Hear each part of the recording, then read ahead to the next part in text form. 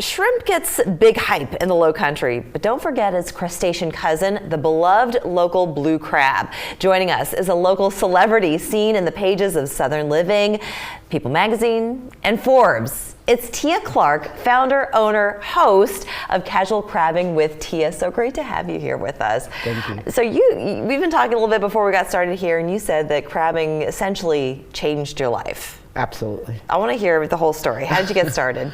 Well, I got started because my cousin invited me to go crabbing, but I got started in crabbing through a health journey, really. I was in food and beverage for 2 decades, and I quit smoking cigarettes and drinking alcohol, and it led me to the water. Yeah. In a way, but I mean, it was bad.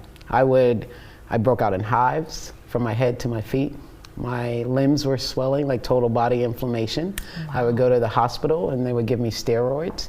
They did it a few times and told me gave me too much, too fast. They referred me to National Allergy. And National Allergy began to treat me like I was allergic to stuff. And none of those things were really working. So after 20 years of working in the hospitality industry, where you said that you were working at a place that had no windows. Yeah, well, I mean, they have like a little plexiglass plastic, but there's no windows. No, so you go from that to open sky, open water, fresh air.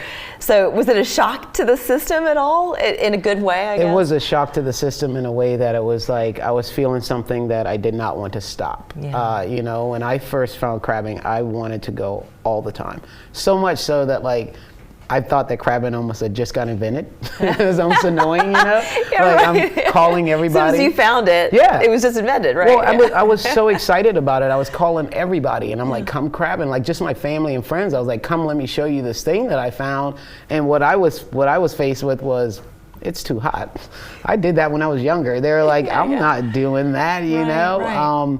But then some people did come with me and I got to share it with some friends, and the people I did share it with were like, you know, Tia, this might be a thing, and I would just shoo them away the whole time. Like, it was uncharted territory for you, but crabbing, and so even, I mean, you come from a Gullah Geechee background, and that was such a kind of heart and soul of a lot of the people who lived on the islands. Yeah. They did this all the time. It's my culture, yeah. I mean, my people, they lived off the land, but for me, crabbing, I mean, we ate crabs 3 or 4 times a week. I mean, I'm sure there's some Geechee people watching this going, yep, I eat crabs all the time. Like, it's just part of what we did. Like, some of my fondest memories are like being really young and like people feeding you crabs, you know? It's like blue gold in our family. Like, you gotta be a certain age to be allowed at that table. You can't waste those crabs. I love that, blue gold.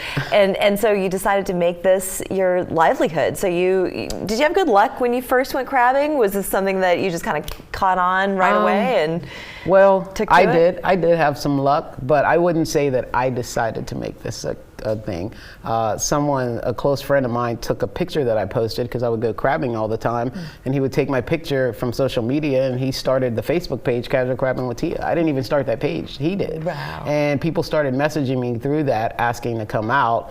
I told them no, and then I told a friend yes, and then someone sent me a link through that Facebook page to offer my crabbing on Airbnb's experience platform. Wow. And so my wife actually signed up for that because I didn't want to do it for whatever reason. I said, who wants to go crabbing with me? Nobody wants to go crabbing. And so she submitted this thing and they accepted it. And I took my first guest crabbing on that platform in July of 2018. And by November, I was one of the 4 top exceptional hosts that they had, and they were flying me out to San Francisco and told me I was one of their top hosts in their global platform. Unbelievable. And now, so you've been written up in all these magazines, like we said. You've been featured on all kinds of media. People flock from all over the world to come crabbing with you. So do you have like the magic touch, a secret that everybody just finds when they come crabbing with Tia? What I think is that we've created this environment. Like me and my crew, we have created this environment that allows people to really lose themselves and build a relationship with the water. Like, yeah, it's casual crabbing, but we crab, we throw the cast net, we fish if we have times. And I mean, the different personalities and the different people, they want to do different things, you know? They get their bond in whatever way they get their bond. What I'm saying is come next to the water, and because it's really a positive healing place, and that's what I found. And you get whatever you get from that. Absolutely. I'm not trying to make you get anything. I'm just bringing you in and showing you this world and really kind of empowering people, because you don't need a boat. For some reason, anytime people hear about my business, I get all these calls or whatever. Sometimes people show up on the dock to go out and they're like, which boat are we leaving from? And I'm like, I'm here to show you. From here. Yeah, it's like dock. Right here. I'm like, this is, that's the other thing. It's land-based. Like, this is for everybody. Yeah. I caught my first crab 5 years ago. I've taught, I think, the youngest person that somebody had a baby that was strapped to their chest, just a few weeks old. Wow. And I also had a woman that was 94.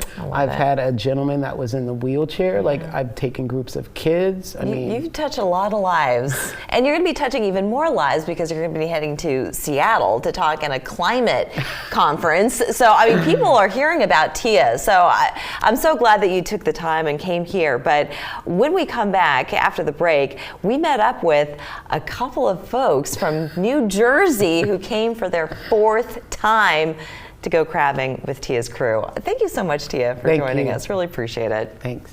We're back after this.